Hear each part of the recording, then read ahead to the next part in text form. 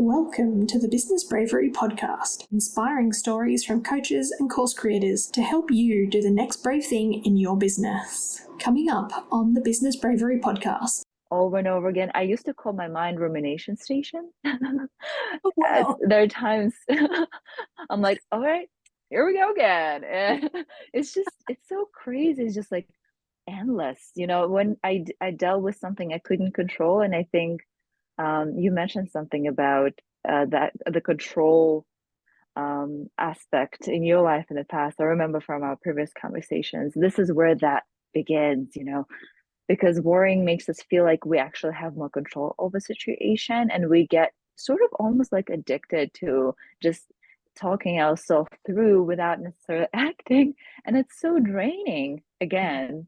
Yeah. And it doesn't leave anything else. So that was a long rant. I hope I answered your question, because I'm not even sure what it was at this point. That's it. And meditation was inviting you, that particular one, invited me to sit and chant Om, like that symbol of calm and peace that comes from the whole yoga philosophy. And that was it. And I'm like, there's no way I'm gonna do this. Like, are you trying to tell me that I'm gonna solve my problems but not by not thinking?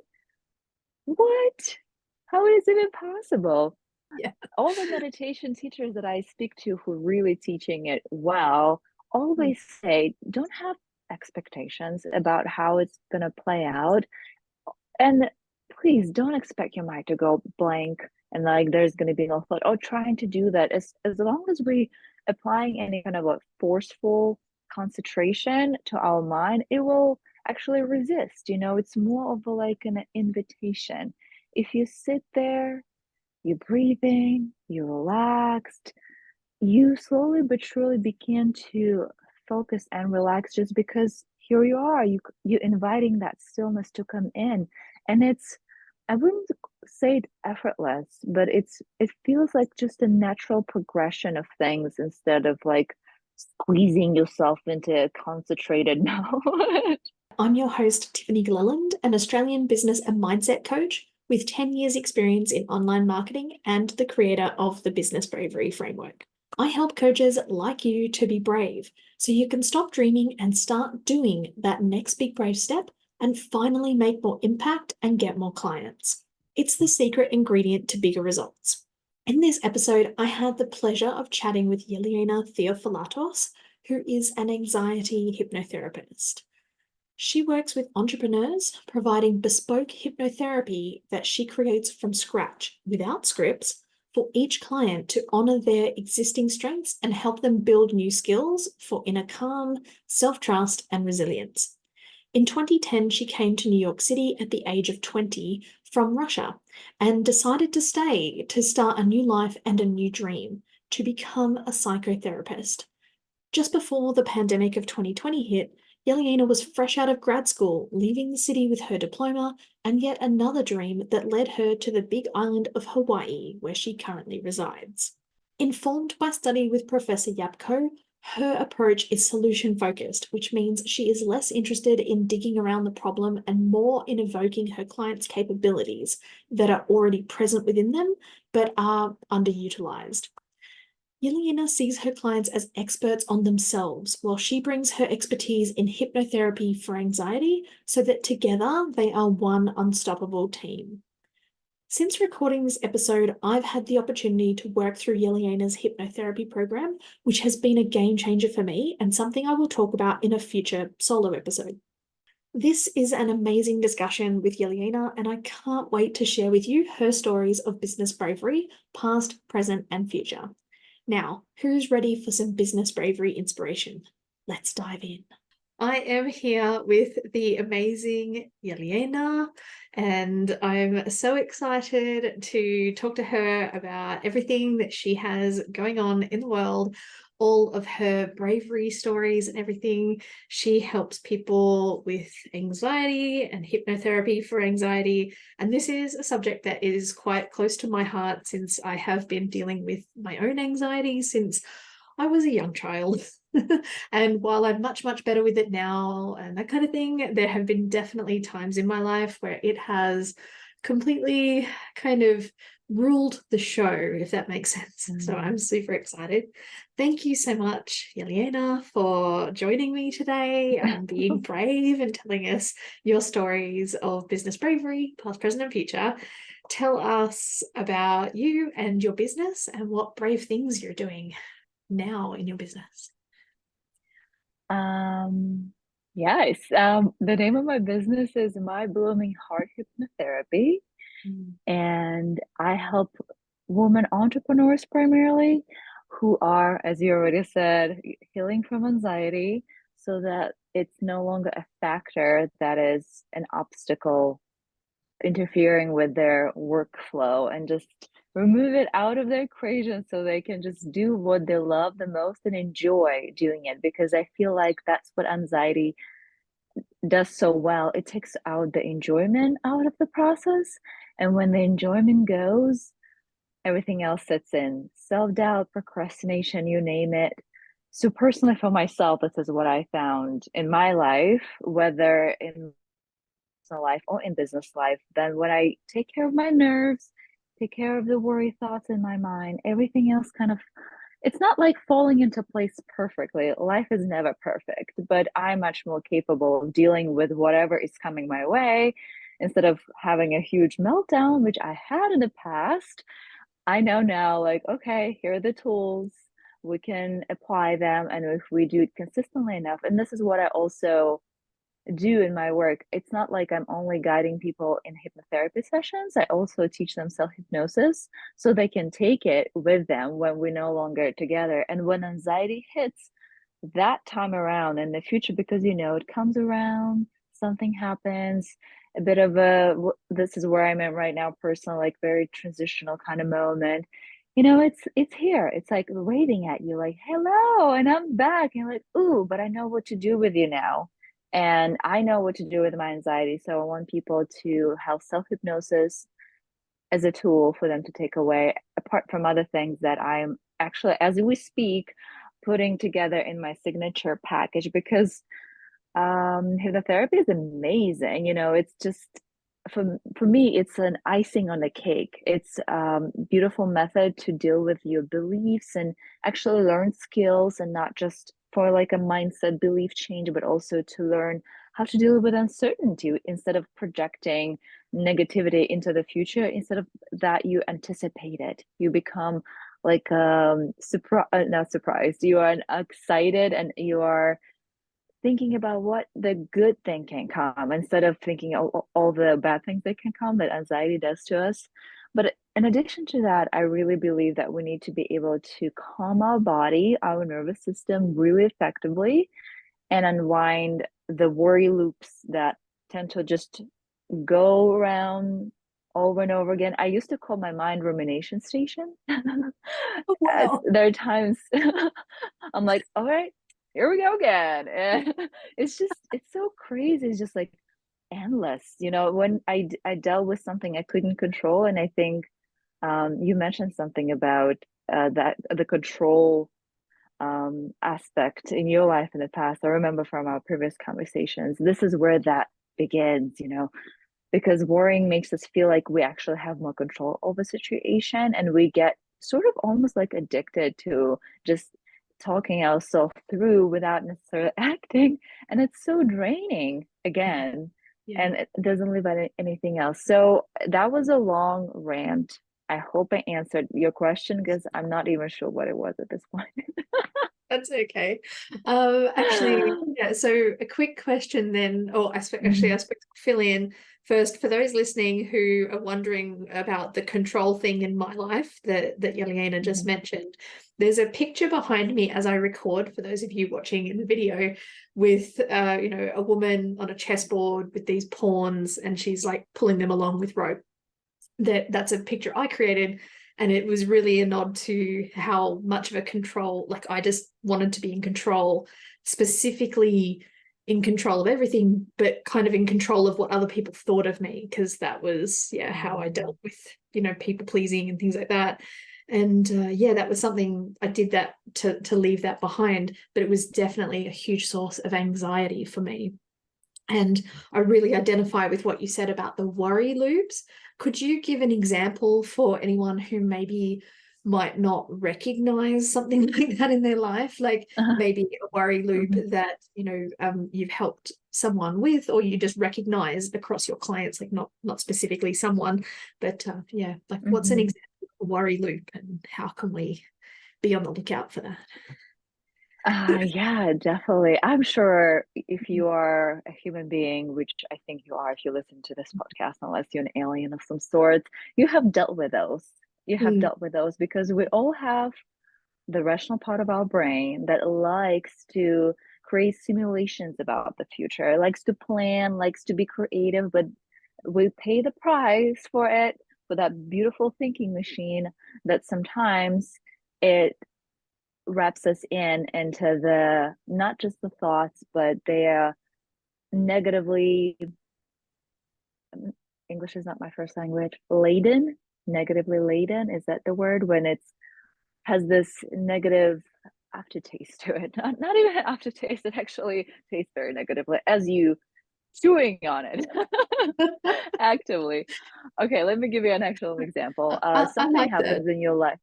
Yeah. Mm, Well, rumination is mm, actually the word I think originates from people observing cows chewing on food. And this is the way they, I think, nourish themselves. They have to actually chew on food really, really well because their stomach is not made for that. And it is what we do. And basically, we're just chewing on our thoughts. And the example, here we go. mm, Something happens, it can be an actual event.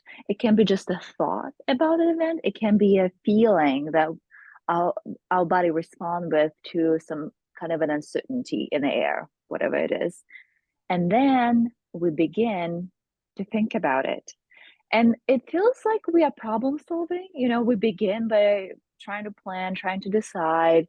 But if there is a sense of fear in our body, if we are shifting from feeling safe into being more of a flight or fight in a bit more activated state, sooner or later, those thoughts can begin to become worry thoughts when we are start asking ourselves, what if this scary things happen, and what if that happen, and how am I going to deal with this, and oh my goodness, if this happens, this is going to happen, and then everything fails. The worst case scenario, we might not necessarily get there every time, but if we continue in this fashion, what happens is the sense of fear in our body increases, and as the sense of fear in our body increases, our rational brain has less ability to look at the thoughts objectively, so to say, and see if this is really probable or I'm imagining it to be probable.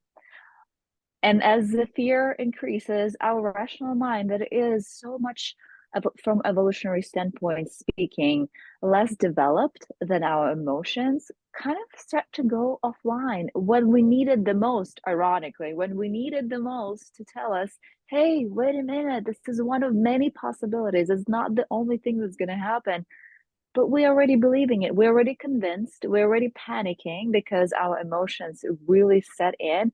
And then we run off to buy all the toilet paper in the world from the store because, you know, somebody told us that this is going to be a shortage. And we don't really, we're not at that moment, we're not really thinking it through because our emotions have taken over completely. And I'm not saying that they're bad, they're actually wonderful. They keep us alive. They keep us alive when we like need to make rapid movements, like jump away from the car fast approaching, but not necessarily the best plan of action when we're thinking things through.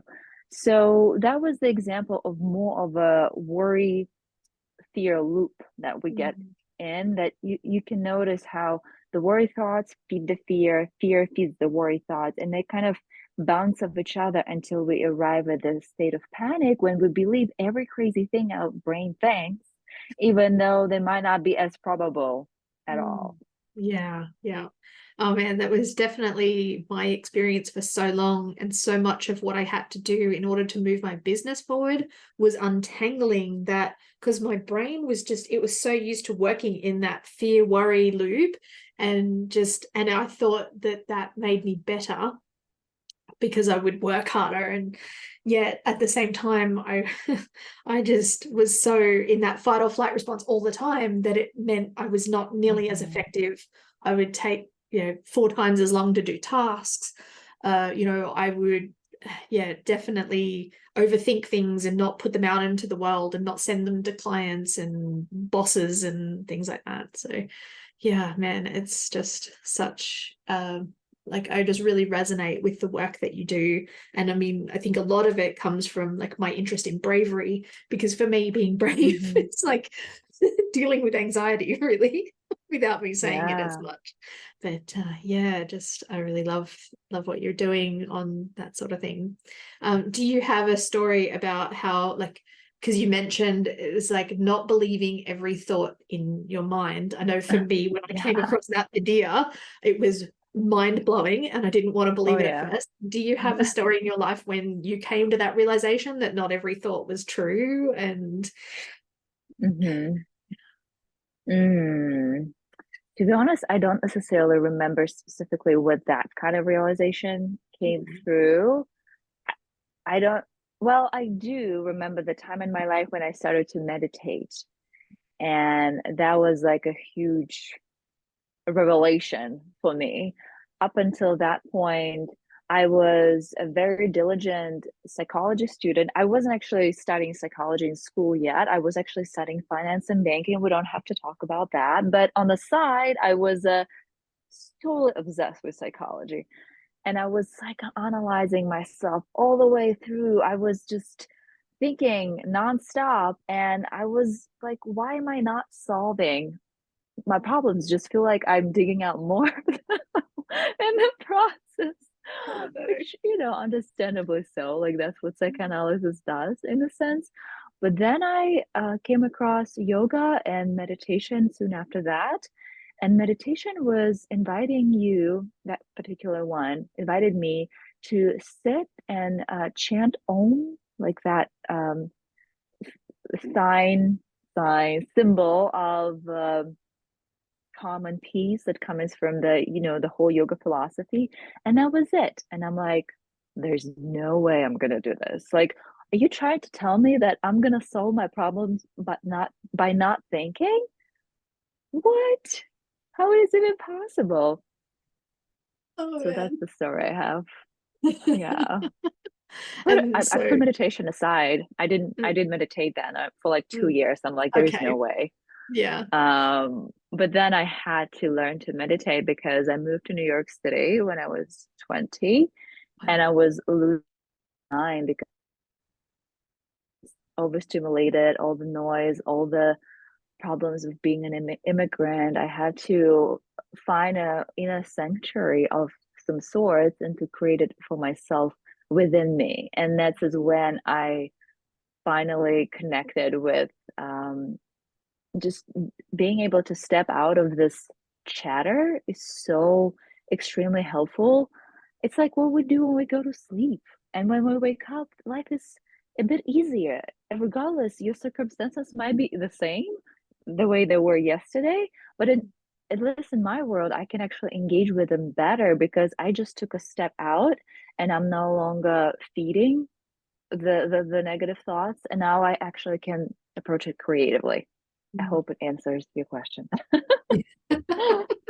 Yeah, although I do have to say my experience of going like sleeping when I was in anxiety, Yeah. it wasn't a safe place. My anxiety was in my subconscious, right? So then the Hmm. dreams were all about being Oh yeah. chased, falling, just it, yes, some Okay. things that I had to work through, but I'm glad that I don't have that now. Hmm. But yeah, for Yay. you, I know, thank you. Hmm. For you, what, like you said that you had to disconnect from the chatter when you were in New York Hmm. City. which I can completely understand. I've been there a couple of times, although I love it. I thrive on that energy, but I can imagine how overstimulating it can get if you live there. It's very different when you're there for a week as a tourist. So Mhm. yeah, is that when you got into meditation, or like what was it that got you to do meditation? And was it a different type of meditation than the one with the Om? Because I haven't done that type of meditation. Mm. Yeah. Mm. Mhm. What got me into meditating then? I decided that I'm going to pursue the career of becoming a yoga teacher in earnest. Mm. Why I already submitted my documents to go to actually study psychology as an undergrad at the same time. But some time before I even started my studies, I did follow through and I did my undergrad and my master's. But I was like, this is it. Yoga is the thing in my life. And of course, organically, naturally, I wanted to learn what meditation was. And to be honest, until very recently, I've been, except when I went to grad school, 2 years of my life, there was no meditation whatsoever. I was so anxious.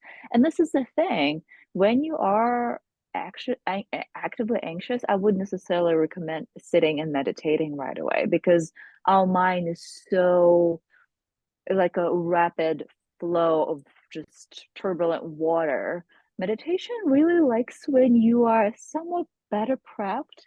There is a little less turbulence, and then it's easier. And when Mm. it's easier, you are much more likely to sit there for a little longer and really reap the benefit. Yeah. But with anxiety, what I do, I have been dealing with some here and there throughout my whole life, of course. I first calm my body, maybe take a walk, maybe talk to a friend and do something else. And then when I feel a little readier, I can sit. And every time I sit, all the way from that time in New York, all the way through my whole life, I'm like, oh my God, I don't know what I would do without you. And primarily been doing breath centered meditation, the easiest kind. I mean, for me, it's easiest kind. Just focusing on my breath. There Mm. is no mantras Mm. because ultimately, for me to go deeper, I have to somehow not to be listening to anything. Even though guided meditations as a hypnotherapist, I know that they're perfect segue into a regular meditation practice if you want one. Yeah. Yeah. Oh, wow. Yeah, I too have had kind of I don't know, I've come to meditation much, much later. And yeah, I think because I had experiences when I was anxious and, someone, let's do a meditation. And then like all of the worry thoughts hit me at once. Oh yeah.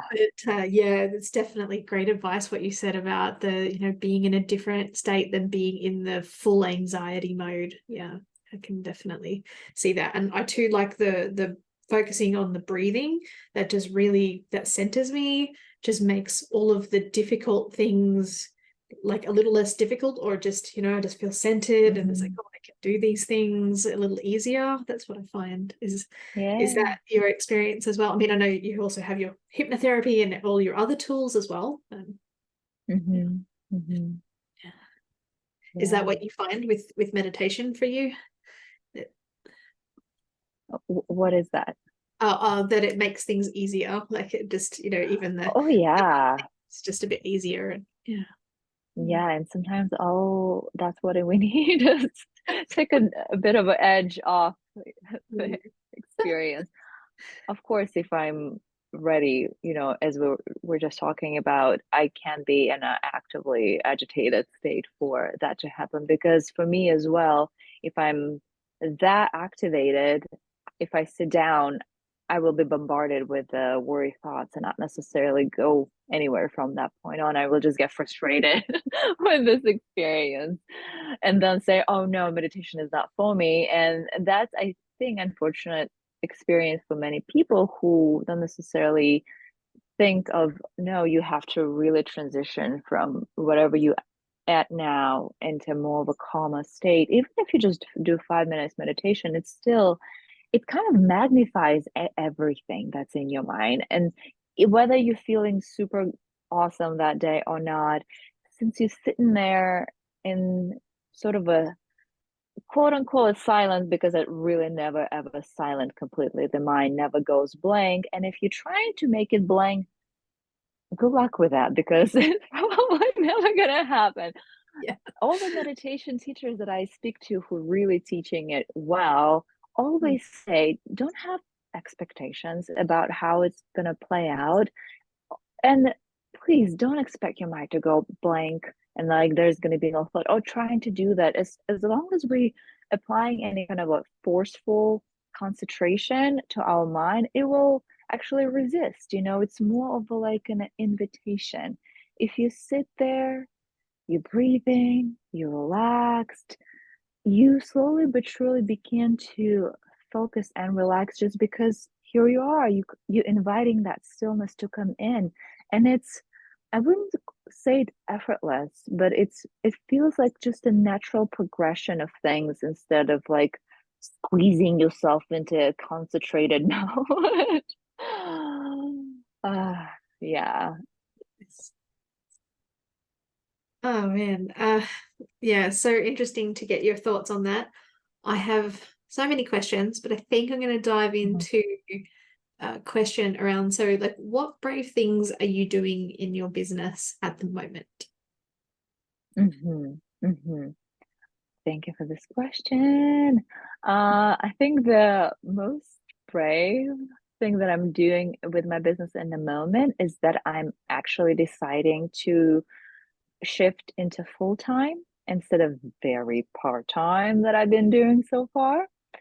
And I was able to do so to do part time because my husband income been really holding this whole thing together. And I had all the time in the world to take it slowly, to take care of my garden. And mind you, I loved it. I love taking things slowly when I can. But at this point, it's like, okay, I have to actually put my bum into gear and finish my website and really charge forward. And to be honest, I never really wanted to be an entrepreneur. This is why I went to grad school and became a social worker.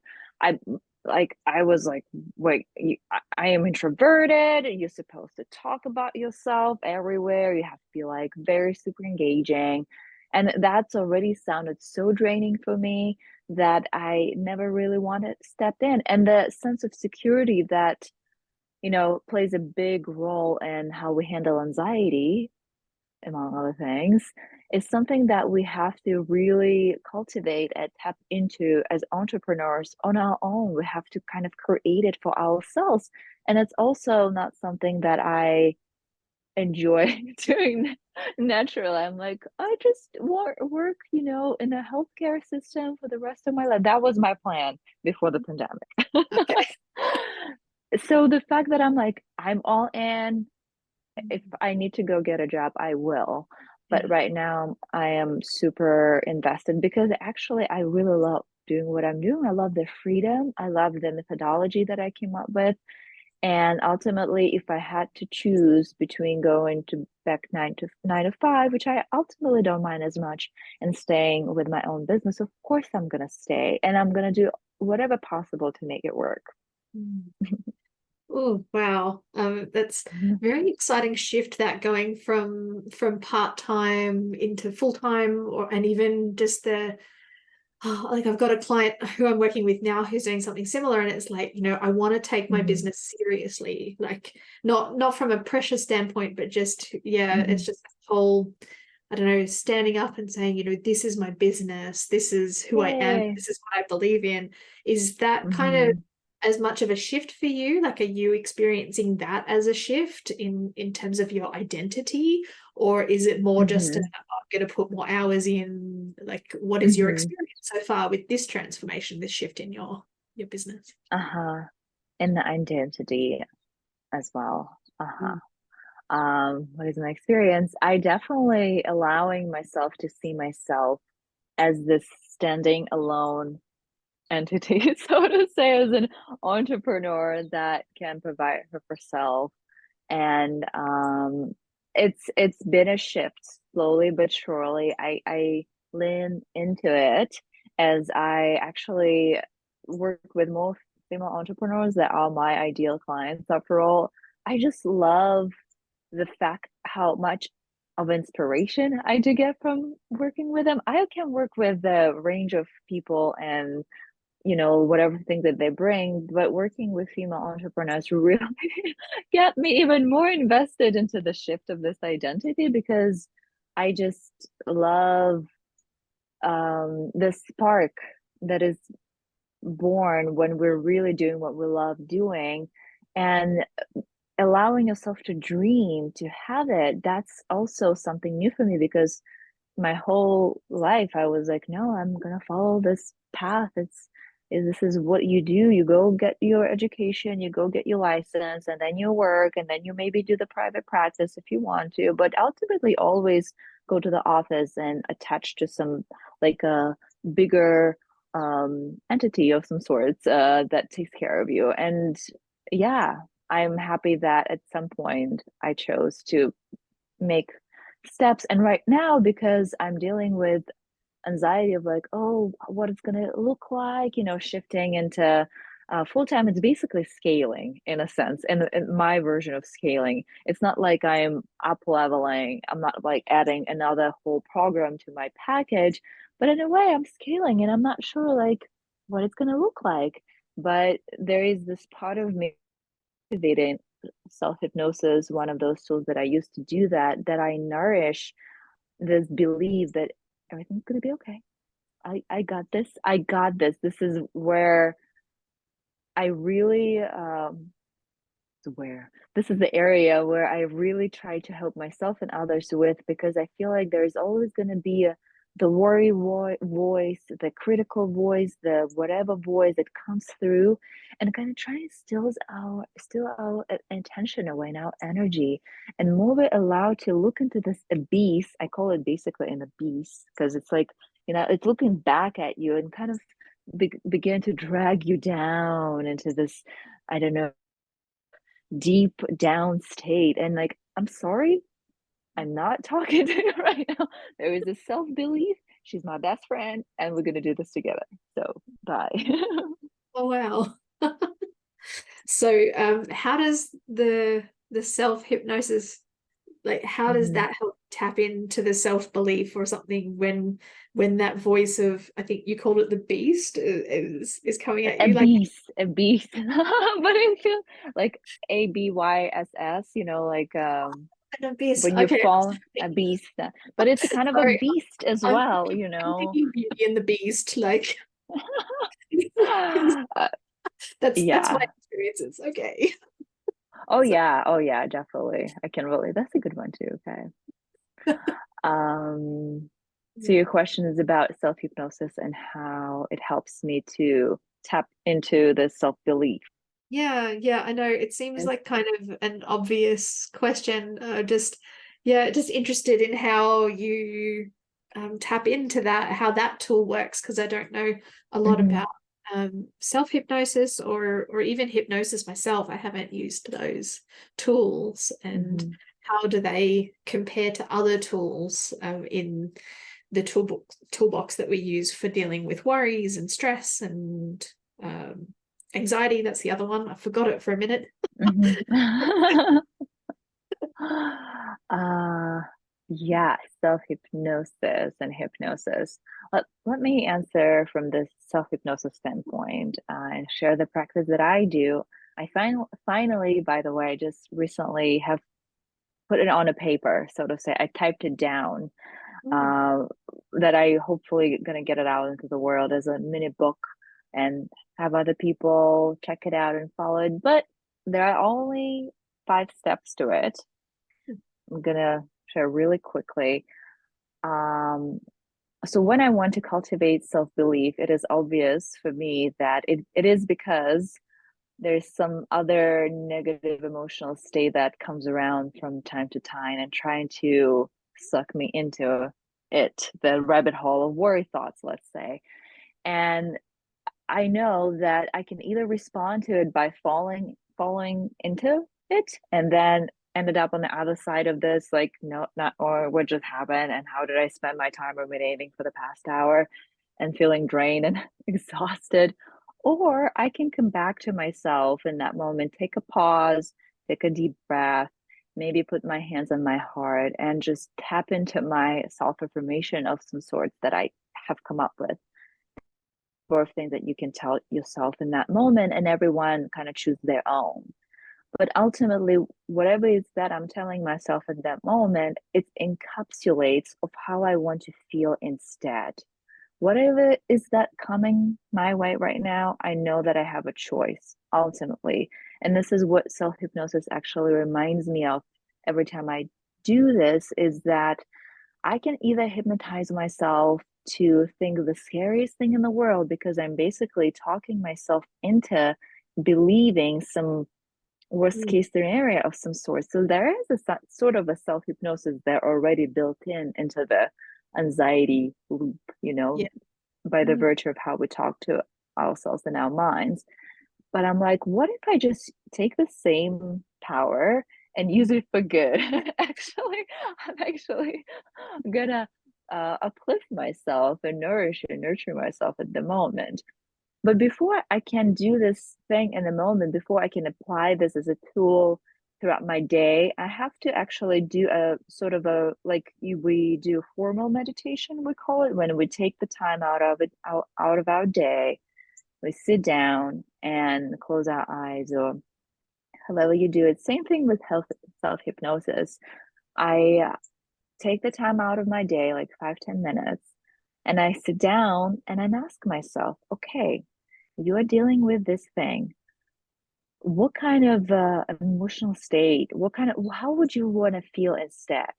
What would it be like when this goal is achieved or this problem has been resolved? There isn't like a few different questions I can ask kind of to get my imagination going in that direction. And then I imagine myself fast forward into the future, um, fantasizing about, okay, I will be feeling this, I will be thinking this, and people will be noticing this different about me, and I will be doing this instead. I paint myself a picture of what it will be like when I'm, let's say, no longer have a problem, when I have arrived at feeling good state, and I'm feeling great. Sometimes I refer to this practice fake it until you make it, because you can be in a very challenging situation right now, but ultimately this is where you point your mind towards and say, this is where we're going, this is where you're going to end up, and what I want you to do is to really connect with this resourceful state and bringing with you into the present moment. And we're basically borrowing the resources from our future self and kind of copy and paste it onto our present. And here I am, I'm sitting there, I'm really tapping into, I'm not really actually visual as a person. You don't have to be, you can be very kinesthetic or sound oriented. A lot of people think that hypnotherapy and guided meditation is all about guided imagery, but it's really not. Not all of us are good at visualizing. So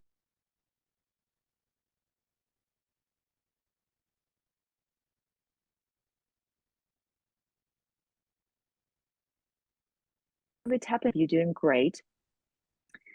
And then I encapsulate it in a form of a self affirmation, and I choose a gesture to connect this beautiful, amazing feeling that I have just cultivated with this gesture and with the name for it. And a few times I evoke this feeling by tapping into that future memories of me doing amazing. And I say the name and I do the gesture. A lot of times it's just putting my hand on my heart. It immediately softens and calms me down anyway, without any self hypnosis involved. And my husband just walked in. Oh, he called me awesome. Anyway, that was such a inter. Okay, gathered my thoughts, and here I am. I am awesome.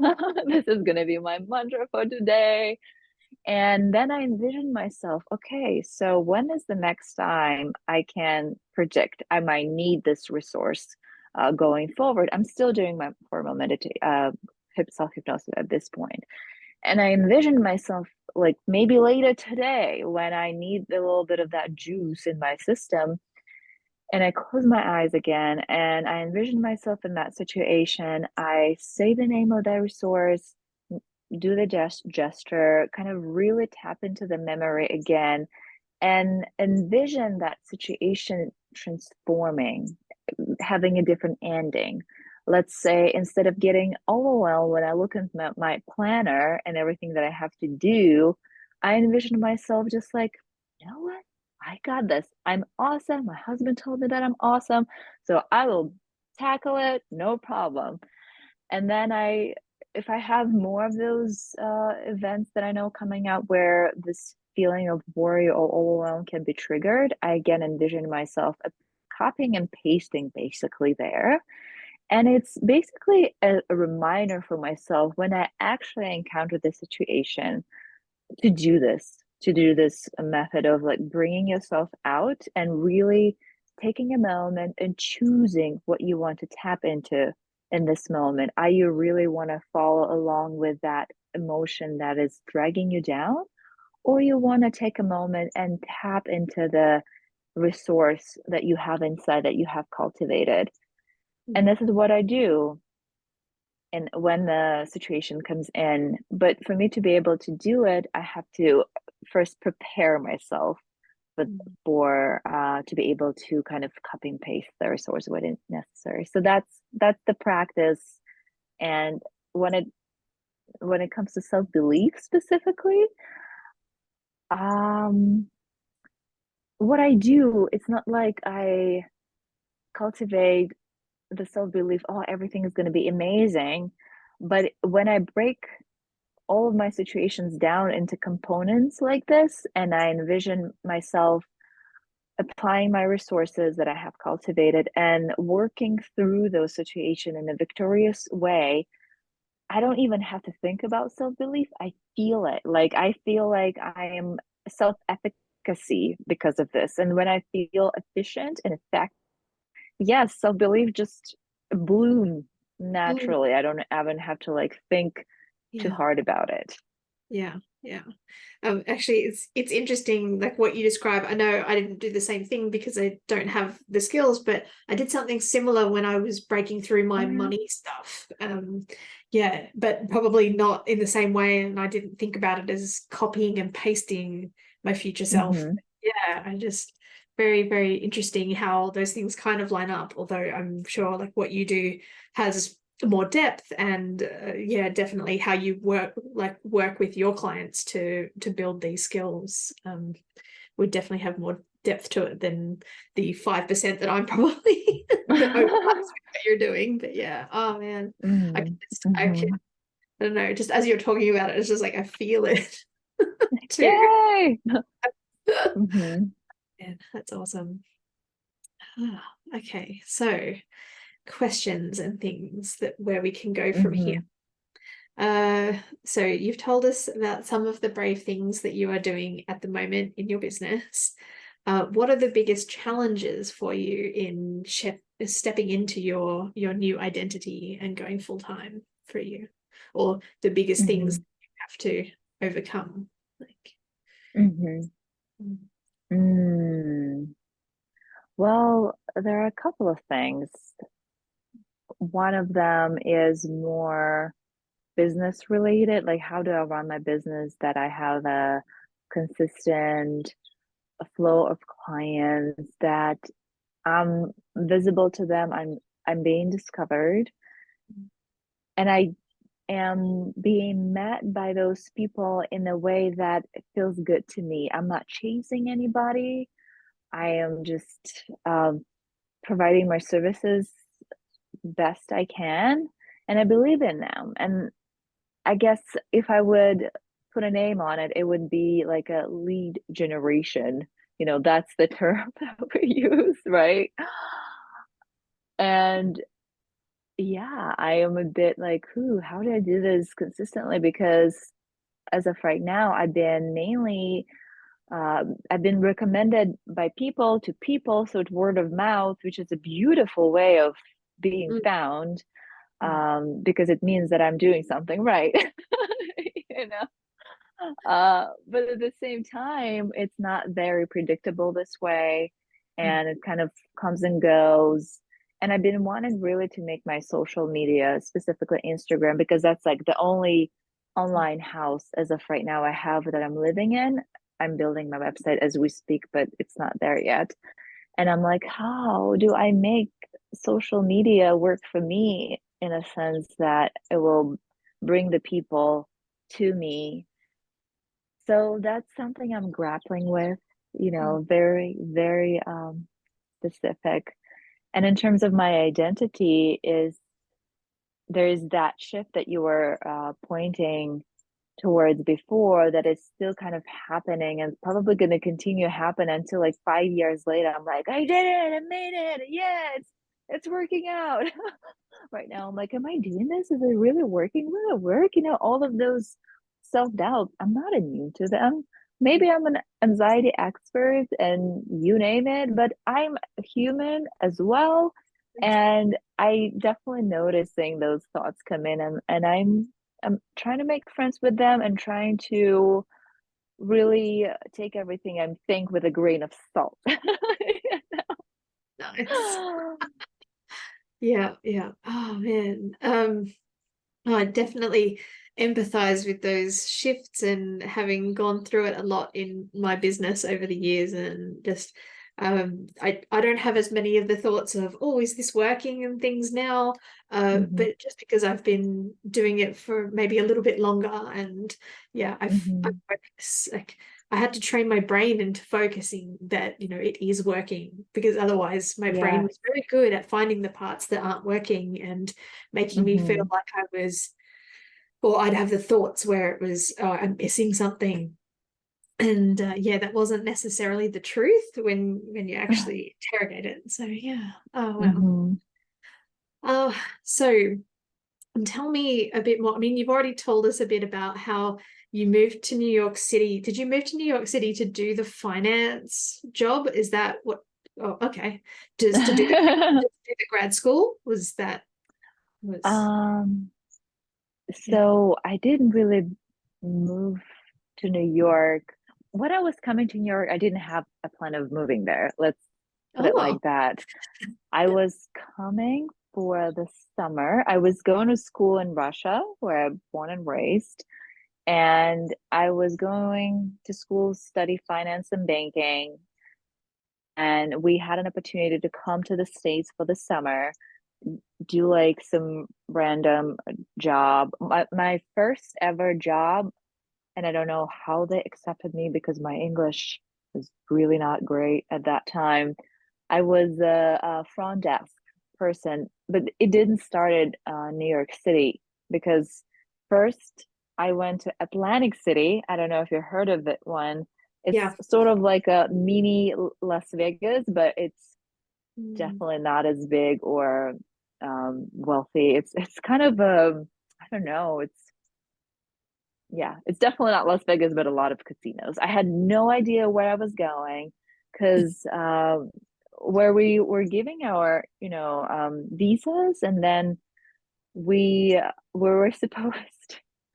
So to get a visa to go for the summer, you were supposed to show and prove that you are going to have some sort of a job waiting there for you, that you already have spoken to your potential employer, and then it's going to be work permit or something. That was a name for it. There was no way you were getting in without it. And my job, the one that I had on a paper, and that's why the officer who spoke to me, who interviewed me for my visa, he was like, "Are you really gonna do this?" I'm like, "Yeah."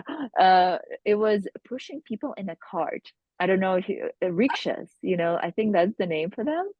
Yeah, the Rickshaws, rickshaw. Yeah. rickshaw, yeah. And Yeah. there is a broad walk in Atlantic City, and there's a bunch of those guys, of course, who are doing that. Mm. And I had no idea. I was like, I'm just gonna get there and find a job. That was not as easy as I thought it was going to be. But anyway, I got in. I spent a whole summer in Atlantic City. I was eventually I was at the front desk. I'm very grateful for that because my English improved drastically just because I had to learn it on the spot. And then I left and went and did another year of school in Russia. And then my friend and I came to New York again, but we were not planning on staying because we had one more year to finish school. But somewhere midsummer, we both realized that neither one of us want to go back and be in the bank for the rest of our lives. She is a visual artist now, and I'm doing this work. We were not placed correctly when we went to that school. So yeah, and then that point I'm realizing like, okay, I'm moving to New York and I have no idea what it's gonna be like. So I think like that's speaking about the brave things that I've done in my life, when I look back and I'm like, that was crazy. But I would do it again. I love that. Oh man. Oh gosh. Mhm. So then how did you find your first work in New York City? Did you have to find work, Uh-huh. or were you able to do schooling in some other way or something? Or yeah. Mm, Uh, no, I had to find work. mm, I It feels like so long ago, 2010. I remember, being a waitress throughout the whole time I lived there. Even though I was going to school, I was like doing mm, other things, yoga teacher, you name it. mm. New York City is pretty expensive. You tend to have a bunch of different things that you're doing to keep yourself afloat. So I was, from the very beginning, I was looking for waitressing jobs for the most part. And we were lucky because in the beginning, we got into more of like a Russian community. We had no idea how many Russians are in New York City. When we landed, we were to go and stay in the neighborhood. Our friend found us an apartment and we were seeing like Russian names on the stores. We were like, what? What is this? But it was actually a blessing because we were able to communicate with people and find jobs for ourselves in the meantime. While eventually I told my friend, her name is Marina, I'm like, Marina, we have to move out. We're not learning English Yeah. place else. Because every time I would go to Manhattan to do my work or like find a better job, my English was not, at the level it needs to be because I was still very much supported, but still living in a Russian neighborhood. So yeah, many jobs, many jobs. Yeah. Oh wow. Yeah. I actually, like, in my 20s, I moved to South Korea without a job and then ended up What? teaching English there. And Oh, that's similar, so cool. yeah, I had a group of friends, like, English speaking friends. And yeah, Mm-hmm. I did learn some Korean, and then I had some like Korean friends, but I never got to a point where I could speak it. My second language is German, and I speak survival Korean. Like, I can order in a restaurant like a child, and I can tell the taxi where to go like a child. Mm-hmm, mm-hmm. And tell me I'm cute when I try and speak their language. Oh, Yeah, yay. that's the worst thing you want to hear when you're speaking another language. Oh, that's so cute. Because I got the words wrong. Like, You're yeah. right. But anyway, it's still fun. I Mm, find it fascinating, the overlaps with the people I get to talk to, how so many of us mhm, have traveled, live overseas, yoga interest as a background, and yeah, the mhm. meditation and things, and just all the different, and even now like hypnotherapy, which I'm now really interested in from talking with you. It's just, yeah, it's opened my eyes and been very exciting to make all of these connections with all of you. So yeah. Um how long ago did you start your business, this coaching business that you're doing now? Mhm. Mm, That's a good question. Because it doesn't feel that long, but there is a thing about living in Hawaii, and this is where I am now for the past 4 years. I'm so used to thinking in terms of, oh, I did this last winter. Oh, I did this in the fall 2 years ago. There is no season here, and my sense of timing is really not great anymore because every day feels very similar to the other, even though there is a difference in between winter time and the summertime. Winter time is very wet and kind of it's cooler, definitely. But if I would try and say, I think my first like paid client, because it's not like I haven't been doing hypnotherapy before I opened my business. First I studied, then I start practicing by doing it with my friends and family and then their friends and that point on. And then I felt like, okay, I actually need to charge for my time because it's valuable. January of the last year, Okay. 2022. Yeah. Okay. And did you find it, excuse me, did you find it hard to charge for the first time when you started charging? Did you have any resistance around charging for your time? Yeah, and I definitely gave discounts to people that I shouldn't have, not, and they were able to afford it. That's the thing. But I felt like I were not in a place to charge them the price that I felt actually good and fair to me.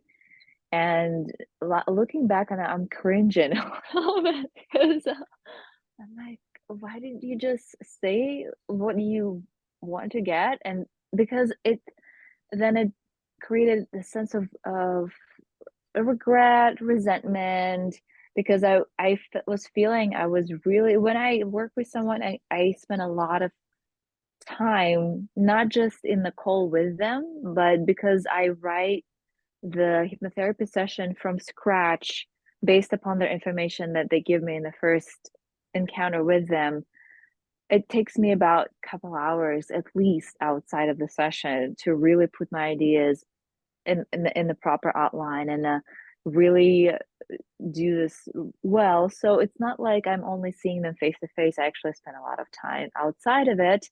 And I didn't think about it at that time. And then I start feeling resentment, not towards them, but towards the situation in and of itself because I wasn't charging enough. And now I slowly, but I was just including the prices for my packages on my future website. And I'm like, you know what? And this costs like that. And this is it. Oh, I love that. Mhm. Oh, and so how are you feeling about your new prices and how much bigger are they than they were before? If you don't mind me Well, asking. oh, I don't mind you asking. Please do. And so many people telling me, Yelena, you have to raise the prices. You have to raise your prices. My friends, when they found out that how much I charge in the very beginning, so my sessions are about an hour and a half. Mm. They're rarely an hour. They tend to be longer than that because I don't like to rush. So I started off, I think maybe 50, maybe even $30. I don't even remember, but it Right. was $50 after that. And there was a moment when I even gave someone a 50% discount because she was my, not really a friend, but a friend of a friend. And we were working out a way to work together long term, not just like for a few sessions. Mm. And that what makes me, well, this is what I think when I think back to that resentment moment because that was just so unsustainable after all. But never mind. Um, $50. It's still, there is a times when I'm very open to offer a sliding scale to people who cannot afford it. Like especially people like on the Big Island where I am, where the mainland, probably called the United States, the continent, is not necessarily a thing. So I'm always open to change them if I see that there is a need and I can help them, but they're not sure about my prices. So right now I'm working um, with 3 sessions. Actually, there's a 3 session package plus 45-minute call, like couple weeks after we're done to check in with them about how their self hypnosis practice going. and the book and the 10 recordings. And of course, you're Wow. going to tell me that it's not, it's probably still not high enough. But as of right now, it's $333, which is much better, Mm, considering what I started with. yeah. And this is where my comfort zone. Mm, When I feel like I can raise those prices, or if I feel like my time and energy really need to be reimbursed better when mm, I get busier, yeah. then I think I can think about raising my prices. At this point, that the sweet spot where I feel comfortable with. Yeah.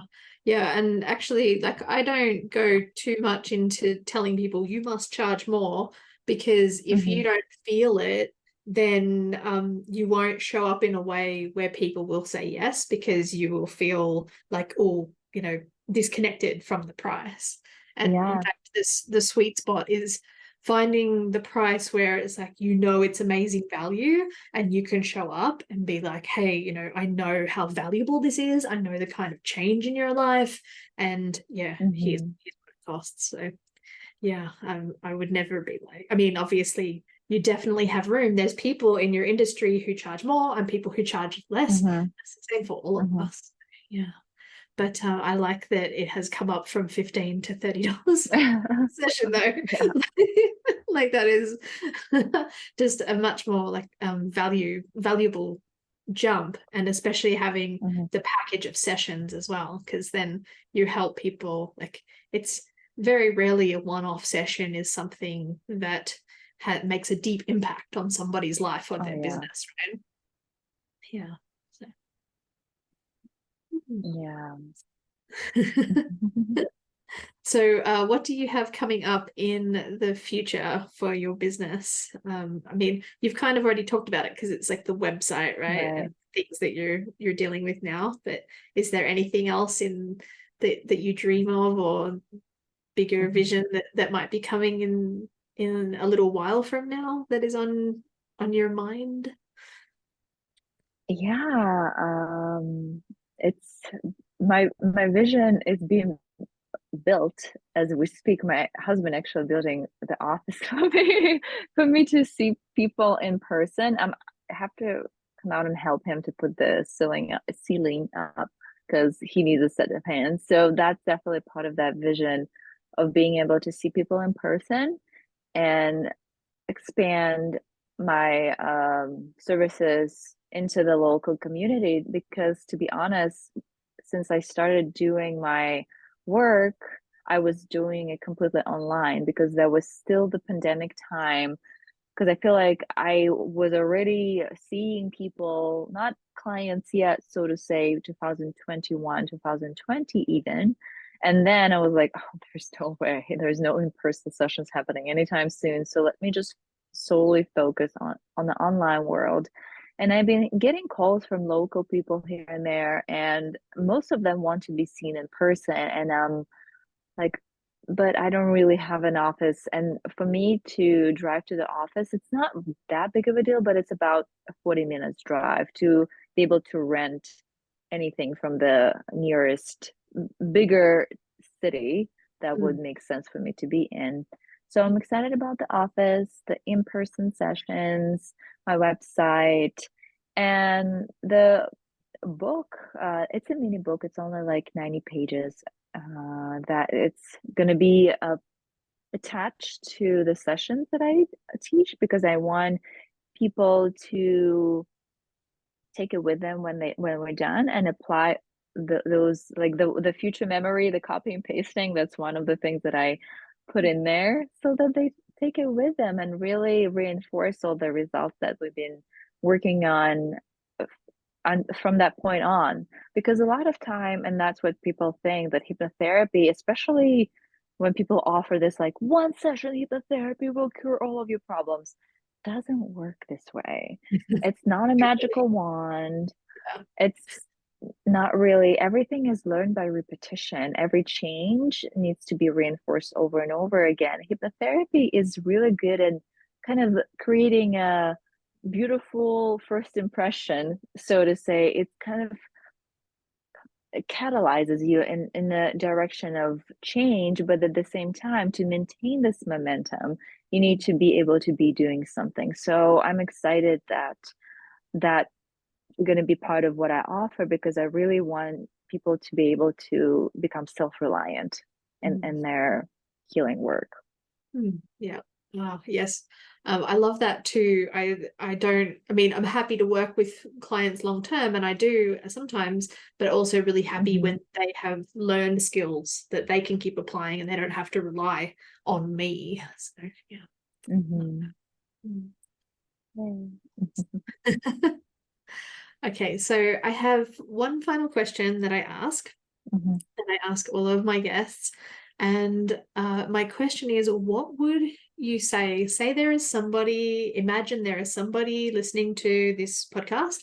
They're thinking about doing something brave, their next brave step. Maybe it's their website. Mm-hmm. Maybe it's Mm-hmm. moving into full time, or even Mm-hmm. raising their prices or creating a package, Mm-hmm. but something is stopping them from taking action. Maybe it's anxiety, maybe Uh-huh. it's not, but they can't seem to take action, or they're saying it's not the right time. What is your advice to that person from your perspective? Mm-hmm. Mm-hmm. What I would do myself, I guess, in that situation, what I've been already doing, I think that's what I can speak from, right? And what I teach my clients to do as well is first to take a moment and pause, just pause on everything and come back to yourself in whichever way it works for you. For me, it's meditation. For you, it might be taking a walk, going and looking up at the sky, doing some, I don't know, cooking is for some people just to be present, to be in this more of a resourceful and ground and present state, so that you can allow the intuition to emerge, to become available for you, to for the insight, for all the whys you doing what you want to do, for the inspiration to bubble up. It's really much easier to connect with that part of ourselves when we are feeling grounded and safe and our nervous system is well regulated. As soon as we slip into what is this, how I'm going to do this, of course, have a plan. Please have a plan. Plans are wonderful and perfect. You need them. But at the same time, it's impossible to see everything through 100%. And of course, having the brain, the kind of a brain that we have as human beings, it loves certainty. It gives everything for the sense of certainty. But at the same time, there is no such a thing as absolute certainty in life, in anything. And it shouldn't stop us. We need to be able to calm our nervous system, come present, and realize that you have what it takes to execute that plan. And you can also learn along the way, you can adapt and adjust. And the last thing that I would recommend, and done is better than perfect. Just do it and it will come. Like I just started my YouTube channel. Oh my God, I have like 5 videos in them. I cannot look at the first one because it makes me cringe, because it's like so un YouTube like. It's so unprofessional. I edited it myself and it's like, but I'm gonna keep it there. Like my old reels on Instagram, I'm gonna keep them there because I can see the progress. And the way to get to that progress is just by doing it. And when you do things, you allow yourself to get experience and you actually feel more confident as a result of it. So just do it. Ultimately, just do it. You got this. Oh man, such amazing and wise words. And I just want to check, you just said that you've just started your YouTube channel. Is that right? Or you've had Yeah, like a couple months ago. Uh-huh. because I asked you about Yeah. brave things you're doing, but you didn't mention the YouTube channel at all. Does that not feel like Right. or not? It does. It Yeah, does. Honestly, it does. Especially yeah, considering the lack of skill that I have in terms of editing and how basic those videos are and that super long. That's a brave thing just to put them out there. So thank you. yeah, yeah. And I just want to say, stop being so hard on yourself. Like we all have those videos where we started, believe me. So For yeah. sure. And I'm sure there's Yeah. amazing value there for your people. Yeah. Aw, thank you. Awesome. Okay, thank you so much for joining me. Is there anything? Actually, tell people where, like your Instagram handle. It will of course Mhm. be in the show notes because you said that's your online home, and yeah, I Mhm. can't wait to see your website when it comes out too. But Yeah, me too. Uh, it's been like such a birthing process, but it's okay. We got this. We got this. So you can find me in the meantime, like what you just said on Instagram, and the handle that I got is My Blooming Heart Hypnotherapy, all one word, no dots, no dashes, nothing. My Blooming Heart Hypnotherapy. Just think about your blooming heart and add the word hypnotherapy to it. My Blooming Heart, yeah. yeah, yeah. Awesome. Okay, thank you so much for your time. Is there anything else you wanted to say before we finish up? I just want to thank you so much for making space for this, for connecting with me, for bringing me on to your podcast accountability group.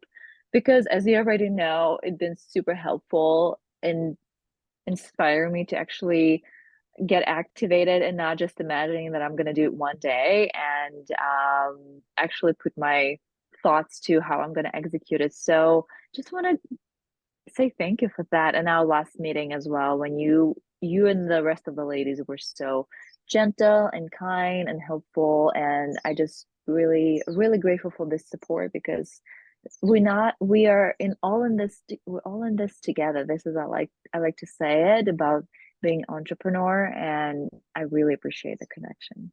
Yeah. Oh, likewise, Mm. likewise. And you have definitely inspired me with, your content and your approach, and also like you're just like calming energy. Like every time I interact with you, like my energy just calms, and it's like, oh, I really enjoy that. I notice it. Thank you.